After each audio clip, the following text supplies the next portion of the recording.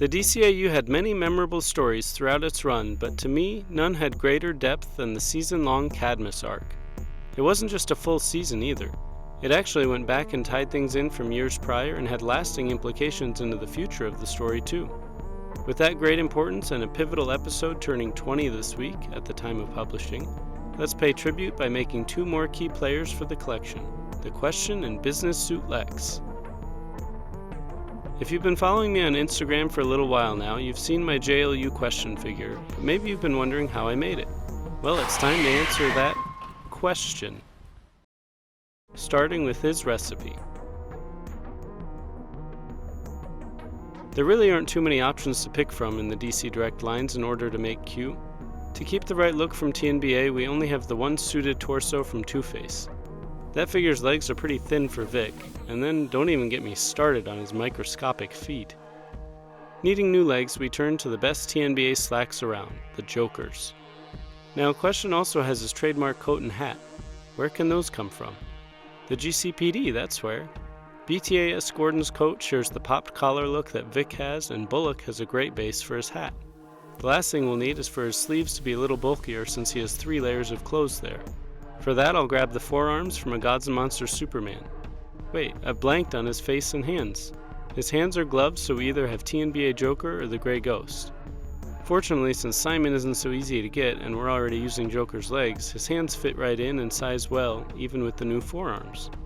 For the head, I started out with Deathstroke due to the blank face, but ended up changing to my trusty Gods and Monsters Kirk Langstrom head because it was bigger and looked more proportional. Okay, everything's all sorted out for his parts, so let's get going. In order for Joker's legs to work right and give Vic the proper height, we'll need to Dremel off his cummerbund. The waist peg itself won't be a big deal to lose either because we're just going to fit the legs right up into the torso later. Use a disc Dremel to cut off right below the band and then test fit the height. Dremel hair and any facial details off of Kirk's head and then Dremel up into Bullock's hat to make it fit. The last bit of dremeling will go to Joker's shoes. Dremel them smooth so they don't have the segmented lines and we'll be all set to start sculpting.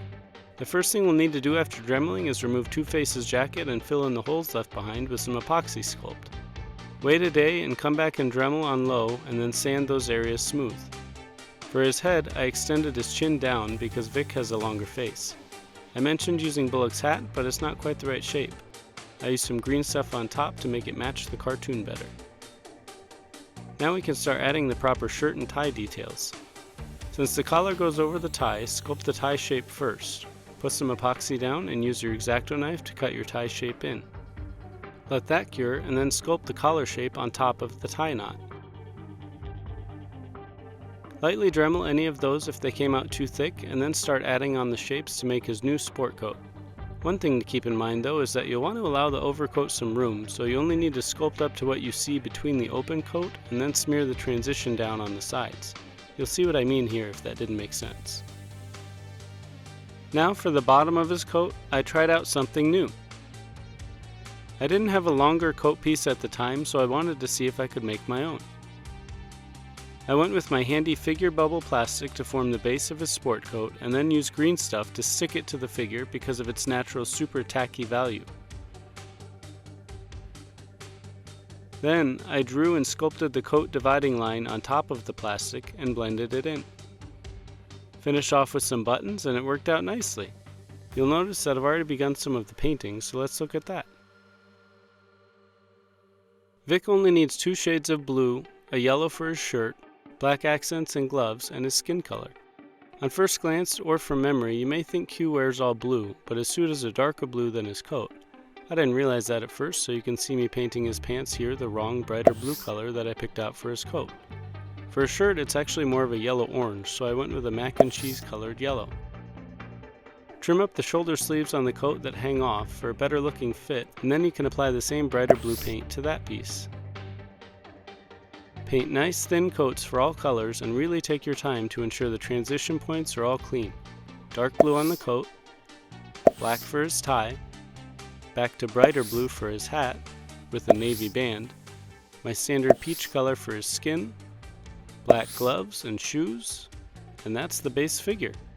The Question is another figure where I was still going all out thinking of the perfect accessories that DC Direct might have included for him. The two standout scenes in my mind are the ice cream investigation and breaking and entering using a potted tree.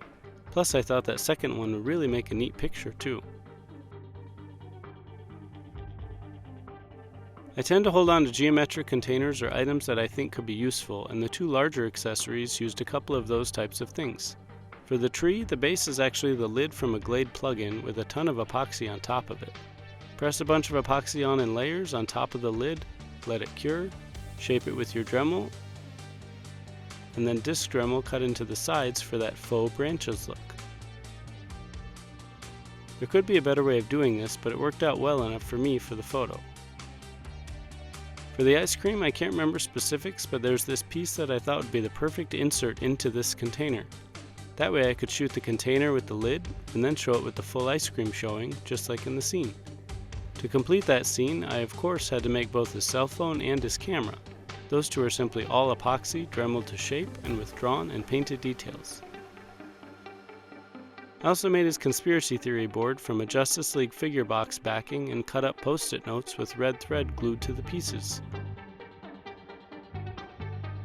Put all of the accessories together and you have quite an action figure release. Now let's take the pictures for him. The ice cream shoot was fairly standard and I kept the lighting low since he was obviously in a freezer for the scene. His articulation is fairly limited as far as getting him to hold the phone up, but I really like the left-hand finger pose taking the picture on his camera. The breaking in scene was even more fun. For this I had another large flat sheet of figure bubble plastic and cut into it with many diagonals. I folded those diagonals out both toward and away from the camera and then posed Q to be throwing the plant. The plant itself I held just off camera, and here's how that shot turned out. Pretty cool, right? Now, the episode Question Authority is extremely memorable for the scene where Question goes to confront Lex in his office, so let's make him. As I mentioned with Vic at the start of this video, there aren't exactly too many body choices for suited characters in this line. Fortunately, the same TNBA Two-Face torso will work perfectly for Lex too. The legs, however, need to differ from Q because Joker is too thin for Lex. Who else has similar but slightly bulkier pant legs? TNBA's Scarecrow should work quite well. Plus, his legs are a little longer and that'll give Luthor the extra height he needs to fit in with the Justice League line. His feet seem a bit large though, so we'll Dremel those down a little. Now for his head. I was going back and forth between another Kirk Langstrom head and my modified Slade Wilson head. Ultimately, I realized that the Langstrom head was bigger than the Wilson head, and with Two-Face's neck being as skinny as it is, Slade's head won out later. Let's start on his modifications. Separate both Scarecrow and Two-Face at the waist and remove Two-Face's head. Dremel the waist and then inside of the torso to fit the legs in. Since Lex wears a vest under his jacket, I'm going to fake that look by cutting the shape of the bottom of the vest out and then sculpting the jacket open. Dremel his feet down as I said earlier, and then we'll look at what I did to Slade's head. Start by dremeling his hair, goatee, and eye patch off. Then we can start sculpting onto his face. I widened the bridge of his nose as well as his nostrils.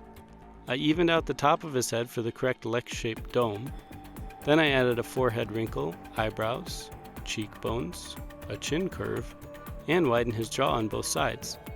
Lastly, I gave this one a sinister, mischievous smirk with a new mouth. For sculpting additions on his torso, I'm keeping the collar and tie as is, but will fake the open jacket look. To do that, start by dremeling the lapels and then sculpting over to smooth it all back out. Sculpt the vest shape next, but only sculpt what you'll see and then smear that out to blend.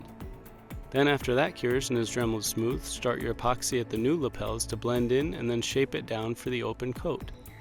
Blend out the sides really well by smearing with your finger and then smearing more with a little water. He has a simple little pocket square you can add by cutting a V out of some epoxy and then cutting the sides at diagonals.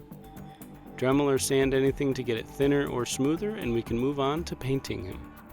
Lex will be pretty simple with a red tie, white shirt, charcoal suit, black shoes with gray highlights, and his skin color.